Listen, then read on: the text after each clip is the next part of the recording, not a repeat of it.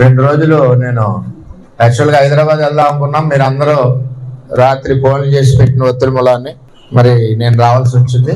మన కుటుంబం అంతా కూడా గౌరవ కేంద్ర పార్టీ అధ్యక్షులు ముఖ్యమంత్రి చంద్రబాబు నాయుడు గారితో మన ప్రయాణం 23 సంవత్సరాలు. అవును కదా, 23 ఏళ్ళ నుంచి పనిచేస్తున్నాం. 23 సంవత్సరాలు మనం సార్తో ప్రయాణం చేస్తున్నాం. మనకు అధికారం ఉన్నా లేకపోయినా ప్రజా సమస్యల మీద పోరాడుతూ ఒక కుటుంబంలాగా, చంద్రబాబు కుటుంబంలాగా మనందరం కూడా పార్టీకి అండగా, ప్రజలకు అండగా ముందుకెళ్తా ఉన్నాం. ఈ ప్రజాసేవ చేసి అవకాశం కల్పించిన చంద్రబాబు నాయుడు గారు అవకాశం కల్పించారు. 23 సంవత్సరాలు ప్రజాసేవ చేసిన అవకాశమే మనకు గొప్ప పదవి. చంద్రబాబు నాయుడు గారి యొక్క ఆదేశాలు, మన భవిష్యత్ రథసారథి యువ నాయకుడు లోకేష్ గారి యొక్క ఆదేశాలు, నిర్ణయాలకి నేను, నా కుటుంబం, అదేవిధంగా పిఠాపురం నియోజకవర్గ నా తెలుగుదేశం పార్టీ కుటుంబం ఎప్పుడూ శిరసావహిస్తాం, కట్టుబడి ఉంటాం, పార్టీకి అండగా ఉంటాం, పార్టీ కార్యకర్తల్ని కాపాడుకుంటాం, పార్టీ కార్యకర్త మీద ఏ గవాలన్నా సరే ప్రాణాలు ఇస్తాం. అదే తెలుగుదేశం పార్టీ. ఉదాహరణ, చంద్రబాబు నాయుడు గారి ఆదేశాల మేరకు కూటమి నిర్ణయానికి కట్టుబడి నేను, నా శ్రీమతి, నా కొడుకు గిరీషు, అదేవిధంగా మన నాయకులు, వారి శ్రీమతులు, వారి పిల్లలు అందరం కూడా కష్టపడి పనిచేసి గౌరవ చంద్రబాబు నాయుడు గారు ఆదేశాలు, ఆయనకి గౌరవం, ఆయన ఇచ్చిన ఆదేశాలకి అనుగుణంగా ఇంటింటికి ప్రచారం చేసి చంద్రబాబు నాయుడు గారి గౌరవం నిలబెట్టింది పిఠాపురం తెలుగుదేశం పార్టీ అని చెప్పి తెలియజేస్తాం. అదే మా పిఠాపురం తెలుగుదేశం పార్టీ యొక్క క్రమశిక్షణ, మా పిఠాపురం తెలుగుదేశం పార్టీ కుటుంబం యొక్క కష్టం ఎప్పుడు కూడా అహర్నిశలో చంద్రబాబు నాయుడు గారికి, భవిష్యత్ రథసారథి నారా లోకేష్ గారికి ఎప్పుడు కూడా పిఠాపురం తెలుగుదేశం పార్టీ అండగా ఉండడమే కాకుండా వారు నిర్ణయించిన ఆదేశాల ప్రకారం తూచా తప్పకుండా పని చేసుకుంటూ, పార్టీని బలపరుస్తూ, కార్యకర్తలకు అండగా ఉంటూ ఎప్పుడూ కూడా పార్టీ ఆదేశాలకు అనుగుణంగా పిఠాపురం నియోజకవర్గం తెలుగుదేశం పార్టీ కుటుంబం నడుస్తుందని చెప్పి ఈ సందర్భంగా నేను తెలియజేస్తున్నా. చంద్రబాబు నాయుడు గారి నాయకత్వం, చంద్రబాబు నాయుడు గారి నాయకత్వం.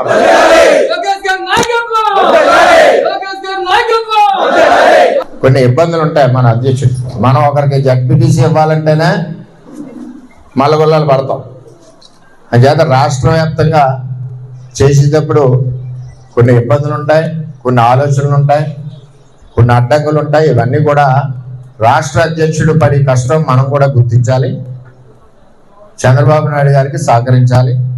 అంచేత మనందరం కూడా ఎటువంటి మనకు భవిష్యత్తు ఉంది. మన పార్టీ వేళ 15-20 సంవత్సరాల పైన అధికారంలో ఉంటుంది. పెద్ద నాయకత్వంలోని, అదేవిధంగా లోకేష్ గారి నాయకత్వంలోని పార్టీ పరుగులు పడుతూ ఉంటుంది.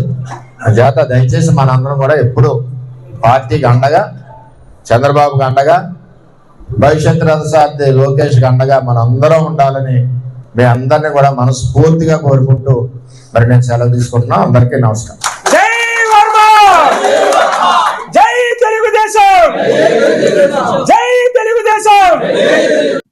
ఓకేనండి, అందరికి నమస్కారం అండి. 14వ తారీఖున జనసేన 12వ ఆవిర్భావ దినోత్సవానికి ముమ్మరంగా ఏర్పాట్లు చాలా ఉత్సాహంగా, ఒక ప్రణాళికబద్ధంగా మా గౌరవ శాసనసభ్యులు, గౌరవ పార్లమెంట్ సభ్యులు, వివిధ నియోజకవర్గాల్లో ఉన్న ఇన్ఛార్జీలు, జిల్లా అధ్యక్షులు, క్షేత్రస్థాయిలో ఉన్న మా జన సైనికులు, వీర మహిళలు కలిసికట్టుగా ఎప్పుడు లేని ఒక ఉత్సాహంతో ముమ్మరంగా ఏర్పాట్లన్నీ కూడా సాగుతూ ఉన్నాయి. అయితే ఇక్కడ మనం అందరం కూడా ప్రధానంగా చూడాల్సింది పిఠాపురంలో నిర్వహించుకోబోయే ఈ సభ ఖచ్చితంగా గతంలో ఎప్పుడు లేని విధంగా చక్కటి ఏర్పాట్లు, సౌకర్యాలు, అంత దూర ప్రయాణం చేసే ప్రతి ఒక్క నాయకుడికి, కార్యకర్తకి తిరుగు ప్రయాణంలో కూడా ఎక్కడ కూడా లోటు లేకుండా చూసుకోవాల్సిన బాధ్యత మీ అందరం కూడా చాలా జాగ్రత్తగా ప్రిపేర్ చేసుకుంటూ వస్తూ ఉన్నాం. సభ 4ంటికి ప్రారంభమై కొన్ని కల్చరల్ ప్రోగ్రామ్స్ మా పార్టీ అధ్యక్షులు పవన్ కళ్యాణ్ గారి ఆదేశాలతో యువతకు ప్రాధాన్యత ఇవ్వమని కోరడం జరిగింది. సో రాష్ట్ర నలుమూల నుంచి కొంతమంది సెలెక్ట్ చేసి మహిళా సమస్యలపైన, వ్యవసాయం గురించి, అదేవిధంగా రైతులు పడుతున్న కష్టాల గురించి, క్షేత్రస్థాయిలో యువత ఏదైతే ఆశిస్తున్నారో రాబోయే రోజుల్లో ఎటువంటి పరిపాలన వారికి మరింత అభివృద్ధి, సంక్షేమం చేపడుతుందో ఒక భరోసా ఇచ్చే విధంగా చేయాల్సిన కార్యక్రమాల గురించి యువతకు ఒక మంచి వేదిక ఈ ఆవిర్భావ దినోత్సవం ఉండాలని మా ప్రెసిడెంట్ గారు కోరారు. వాటికి అనుగుణంగా యువతని ప్రత్యేకంగా ఆహ్వానిస్తున్నాం. ఒక కొత్త ఆలోచనతోటి కల్చరల్ ప్రోగ్రామ్స్ కూడా మన సంస్కృతిని పెంచే విధంగా ఈ రోజున్న మన యువతకు భవిష్యత్తులో మన పూర్వీకుల నుంచి మనం చాలా జాగ్రత్తగా కాపాడుకుంటూ ఇన్ని సంవత్సరాల నుంచి, ఇన్ని తరాల నుంచి నిలబెట్టుకున్న మన భాష, మన సంస్కృతి, మన కళాకారుల్ని అందరినీ కూడా గౌరవించుకుంటూ ఆ రోజు కార్యక్రమాలు మేము సిద్ధం చేస్తున్నాం. రేపు సాయంత్రానికల్లా మీకు మినిట్ టు మినిట్ ప్రోగ్రామ్ ఈ సభ కార్యక్రమాలు మీకు అందజేస్తాం. అయితే నిజంగా మనందరం కూడా ఒక విధంగా గర్వపడాలి. At the same time Janasena పార్టీలో ఉన్న నాయకత్వం ఏ విధంగా ఆలోచిస్తుంది అనేది మీ అందరికీ తెలియాలి. ఎందుకంటే వర్తమాన రాజకీయాల్లో భవిష్యత్తు గురించి ప్రణాళికబద్ధంగా, సమాజం గురించి ప్రణాళిక, ఒక పర్యావరణం గురించి దృష్టి పెట్టుకున్న ఏకైక నాయకుడు మన పవన్ కళ్యాణ్ గారు. ఆయన మాకు ఇచ్చిన సలహా మేరకు సభ పూర్తయిన తర్వాత ఖచ్చితంగా పర్యావరణాన్ని మనం దృష్టిలో పెట్టుకుని గౌరవించుకుంటూ పారిశుద్ధ్యం గురించి ఎక్కడ కూడా పొరపాటు లేకుండా ఉండే విధంగా ఒక కమిటీ నియమించమని చెప్పడం జరిగింది. దానికి ప్రత్యేకంగా మన పార్లమెంట్ సభ్యులు ఉదయ్ గారి ఆధ్వర్యంలో ఒక 25 మంది స్థానికంగా ఉన్న నాయకులందరితోటి ఒక చక్కటి కమిటీ వేసి ప్రతి ఫ్లెక్సీ కానివ్వండి, ప్రతి జెండా కానివ్వండి, అది ఇతర పార్టీల జెండాలైనా సరే గౌరవించుకుంటూ చాలా జాగ్రత్తగా సభ పూర్తయిన తర్వాత ఆ సభా ప్రాంగణమే కాకుండా చుట్టుపక్కల కూడా హైవేలోనూ, గ్రామాల్లోనూ, అన్ని చోట్ల కూడా ప్రజలకి ఎక్కడ కూడా అసౌకర్యం కలగకుండా ఉండే విధంగా ప్రిపేర్ చేయమని మన పార్టీ అధ్యక్షులు పవన్ కళ్యాణ్ గారు కోరారు. దాని మేరకు మేము సిద్ధం. భారతదేశంలో ఇప్పటివరకు ఎవరు కూడా ఇట్లా ప్లాన్ చేస్తుండరు. నిజంగా వర్తమాన రాజకీయాల్లో ఈ విధమైన ఆలోచనలు పర్యావరణం గురించి ప్రత్యేకంగా ఒక నమ్మకంతో భవిష్యత్తు మనకు ఉండదు, మన పర్యావరణ జాగ్రత్త చూసుకోపోతే అనే ఆలోచనతోటి మా పార్టీ అధ్యక్షులు పవన్ కళ్యాణ్ గారు ఈ విధంగా కార్యక్రమాన్ని తీసుకొచ్చారు. సుమారు 5 గంటలు పాటు జరిగే ఈ సభ 4ంటికి ప్రారంభమవుతుంది. తప్పకుండా అనేక మంది నాయకులు అనేక అంశాలపైన కూటమిలో ఉన్నాం కాబట్టి మీ అందరం కూడా ఎంతో బాధ్యతతోటి రాబోయే రోజుల్లో చేయబోయే కార్యక్రమాలు, ప్రభుత్వం చేపట్టిన కార్యక్రమాలు, ఇప్పటివరకు మేము 9 నెలల్లో ఏ విధంగా ప్రజల్లోకి తీసుకెళ్ళగలిగాం ఆ కార్యక్రమాల గురించి కూడా మేము అందరం కూడా మాట్లాడతాం. మీరందరినీ కూడా సహకారం ఎంతో అవసరం.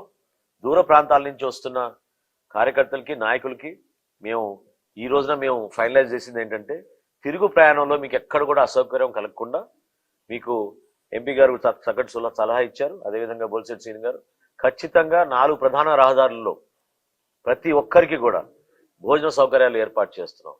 ఎందుకంటే ఆలస్యంగా ఇంటికి వెళ్ళి ఇబ్బంది పడకుండా ఉండడానికి కోసం ఖచ్చితంగా వచ్చిన సభ్యులందరికీ కూడా సభకు హాజరైన ప్రతి ఒక్కరికి కూడా మేము తిరుగు ప్రయాణంలో ఎక్కడ కూడా భోజనం విషయంలో అసౌకర్యం కలగకుండా అక్కడక్కడే ఫ్రెష్గా వండి పెట్టి ఈ 4 ప్రధాన రహదారుల్లో వేల సంఖ్యలో అందరూ కూడా అందించడానికి మేము ఒక మంచి ప్రణాళిక సిద్ధం చేసుకున్నాం. ఇంకో విషయం ఏంటంటే వాతావరణంలో మార్పులు కనపడుతున్నాయి. మనకి ఉష్ణోగ్రత పెరిగింది కాబట్టి మజ్జిగ, మంచినీటి సౌకర్యం, ఓఆర్ఎస్ ప్యాకెట్లు, ఇవన్నీ కూడా పుచ్చకాయలు నానాజీ గారు గుర్తు చేశారు. కడప నుంచి కూడా కొంతమంది ముందుకు వచ్చారు మా నాయకులు. సో ఇక్కడ కూడా స్థానికంగా నానాజీ గారి ఆధ్వర్యంలో పుచ్చకాయలు కూడా ఏర్పాటు చేసి పవన్ కళ్యాణ్ గారి కోరిక మేరకు ఎవరైతే తోపుడు బండ్లు వాళ్ళు ఉన్నారో పాపం ఈ ప్రాంతంలో వాళ్ళందరినీ కూడా పిలిపించి వాళ్ళకి ఆ రోజు ఒక చక్కగా ఉపాధి అవకాశం కల్పించే విధంగా ఒక కార్యక్రమం ఏర్పాటు చేయమన్నాం. సో ఈ కాకినాడ మరియు పిఠాపురంలో ఉన్న తోపుడు బండ్ల వాళ్ళందరినీ కూడా ఆ రోజు సభా ప్రాంగణం దగ్గర వాళ్ళందరికీ ఇటువంటి అవకాశం కల్పించి ఉచితంగానే ఇవన్నీ మేము ఉచితంగానే ఇస్తాం. కాకపోతే వాళ్ళకి ఆ రోజు ఉపాధి కల్పించే విధంగా వాళ్ళు కూడా ఒక గౌరవం తగ్గే విధంగా ఈ కార్యక్రమం ఆ రోజు నిర్వహించబోతున్నాం. సో ఈ విధంగా చేసే కార్యక్రమాలన్నీ కూడా ఒక కొత్త ఉత్తేజంతో ఒక అద్భుతమైన నాయకత్వం మా పార్టీ అధ్యక్షులు పవన్ కళ్యాణ్ గారి ఆధ్వర్యంలో మేము ముందు తీసుకెళ్తున్నాం జనసేన పార్టీకి. వర్తమాన రాజకీయాల్లో ఇటువంటి ఆలోచనలు బహుశా ఎవరికి గతంలో వచ్చి ఉండవు. నిజంగా గర్వపడుతూ ఈ కార్యక్రమం విజయవంతంలో మీ అందరూ కూడా సహకారం ఎంతో అవసరం. మీడియా మిత్రులందరూ కూడా కలిసి రావాలి, ప్రజలందరూ కూడా భారీ సంఖ్యలో రావాలి. మీరు వచ్చిన రూట్ కానివ్వండి, మీ పార్కింగ్ విషయాల్లో కానివ్వండి, ఇవన్నీ కూడా రేపు సాయంత్రం కల్లా ఖచ్చితంగా ఒక స్పష్టమైన ప్లాన్ అనేది మేము తీసుకొచ్చి మీ ముందు ఉంచుతాం.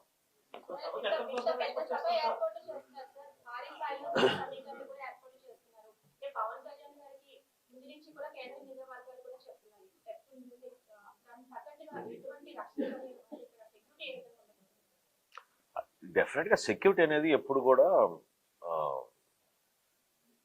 చాలా సైంటిఫిక్ గా ప్రొఫెషనల్ గా ప్రిపేర్ అయ్యి వాళ్ళు తీసుకోవాల్సిన జాగ్రత్తలు ఖచ్చితంగా డిపార్ట్మెంట్ తీసుకుంటారు. పవన్ కళ్యాణ్ గారి విషయంలో చాలా జాగ్రత్తలు తీసుకోవాల్సిన అవసరం డిపార్ట్మెంట్కే కాదు పార్టీ పరంగా కూడా మా అందరికీ ఉంది. నిన్ననే మేము రివ్యూ చేసుకున్నప్పుడు చక్కటి ప్రశ్న అడిగారు మీరు. పార్టీ పరంగా కూడా మేము దాదాపు 50 నుంచి 75 సీసీ కెమెరాలు కూడా మేము ఏర్పాటు చేస్తున్నాం. డిపార్ట్మెంట్ చేసే పని వాళ్ళు చేసుకుంటారు. మేము కూడా ఒక బాధ్యతగా మా పార్టీ అధ్యక్షులు గారు వస్తున్న సందర్భంగా అదేవిధంగా ఎవరికి కూడా అసౌకర్యం కలగకుండా చూసుకోవాల్సిన బాధ్యత మా పైన ఉంది. కాబట్టి మేము ఒక నెట్వర్క్ 75 సీసీ కెమెరాలతోటి మొత్తం ప్రాంగణం అదేవిధంగా హైవేస్లో కూడా ఒక నెట్వర్క్ ఏర్పాటు చేసి సీసీ కెమెరాలు ఏర్పాటు చేస్తున్నాం. జిల్లా ఎస్పీ గారితో నేను మాట్లాడడం జరిగింది. ఉన్నతాధికారులు కూడా దీన్ని ఆల్రెడీ సమీక్షించారు. వాళ్ళు కూడా రాబోయే రోజుల్లో చూస్తారు. బందోబస్తు విషయంలో కానివ్వండి, సెక్యూరిటీ విషయంలో కానివ్వండి, ఎక్కడ కూడా ఏ మాత్రం పొరపాటు లేకుండా వాళ్ళు ఏర్పాట్లు అన్ని విధాలుగా చేసుకుంటారు.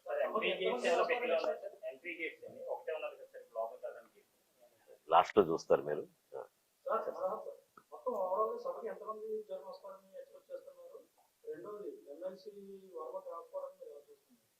ఏమంటే సభ అనేది మేము పిఠాపురంలో పార్టీ అధ్యక్షులు పవన్ కళ్యాణ్ గారు పిఠాపురం ప్రజలకి మనస్ఫూర్తిగా ధన్యవాదాలు తెలుపుకోవడమే కాకుండా మా పార్టీ యావత్ యంత్రాంగం, మాకున్న కమిటీలు, ఎగ్జిక్యూటివ్ బాడీ, వివిధ నియోజకవర్గాల శాసనసభ్యులు, పార్లమెంట్ సభ్యులు అందరం కూడా ఒక కృతజ్ఞతా భావంతో మా పార్టీ అధ్యక్షులు పవన్ కళ్యాణ్ గారిని అంత అద్భుతమైన మెజార్టీతో గెలిపించినందుకు ఈ సభని పిఠాపురం నిర్వహిద్దామని మేము అందరం కూడా కోరాం. దానికి పవన్ కళ్యాణ్ గారు కూడా ఆయనే ముందు యాక్చువల్గా పిఠాపురం చేస్తే బాగుంటుంది, మన అందరం వాళ్ళకి థ్యాంక్ యూ చెప్పాలనే సందర్భం వచ్చింది కాబట్టి చేద్దాం అన్నారు. సో డెఫినెట్గా ఈ సభ అనేది వాళ్ళకి అంకితం చేస్తూ వాళ్ళు ఏ విధంగా కష్టపడి కష్టకాలంలో కూడా దుర్మార్గమైన గత ప్రభుత్వంలో కూడా ఎదుర్కొని నిలబెట్టారో దాన్ని మేము గౌరవించడానికి ఇది ఒక చక్కటి అవకాశం. అదేవిధంగా వర్మ గారు చాలా సీనియర్ పొలిటీషియన్ అండి.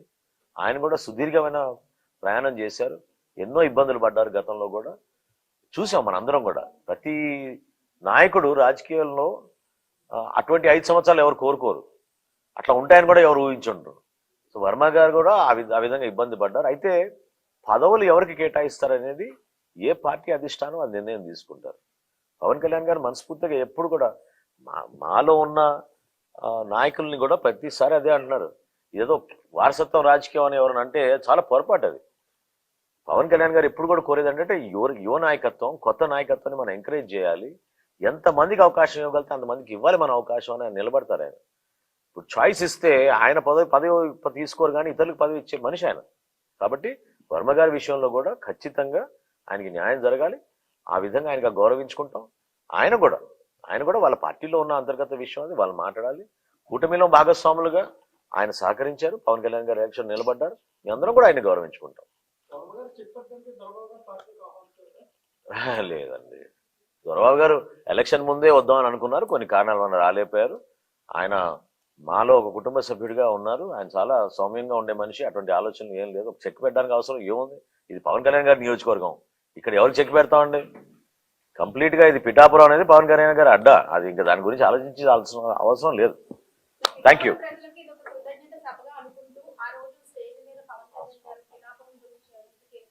అఫ్ కోర్స్ ఇప్పటివరకు జరిగిన కొన్ని అభివృద్ధి కార్యక్రమాలు ఏ విధంగా కష్టపడి కేబినెట్ లో కూడా కొన్ని తీర్మానాలు చేపించి ప్రత్యేకంగా శాంక్షన్ చేపించారో పిఠాపురం గురించి అవన్నీ కూడా వివరిస్తారు పవన్ కళ్యాణ్ గారు. అంటే ఎక్కువ మందికి తెలియకపోవచ్చు, కానీ చాలా అద్భుతమైన కార్యక్రమాలు ఈ 8 నెలల్లోనే పవన్ కళ్యాణ్ గారు ఉప ముఖ్యమంత్రిగా అయినాక పిఠాపురం శాసనసభ్యుడిగా ఆయన ఒక బాధ్యత తీసుకుని అనేక అభివృద్ధి కార్యక్రమాలు మంజూరు చేపించారు. వాటి గురించి వివరిస్తారు. ఇలాంటి సభలు జరిగినప్పుడు చెప్పిన టైం కంటే లేట్ గా వస్తున్నారు సార్ నాయకులు.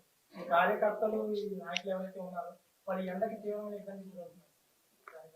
ఏమంటే మేము మా సభ ప్రాంగణం విషయంలో కానివ్వండి, సభ ఏ టైం మొదలవుతుందనే దానిపైన కూడా చాలా స్పష్టత ఉంది మాకు.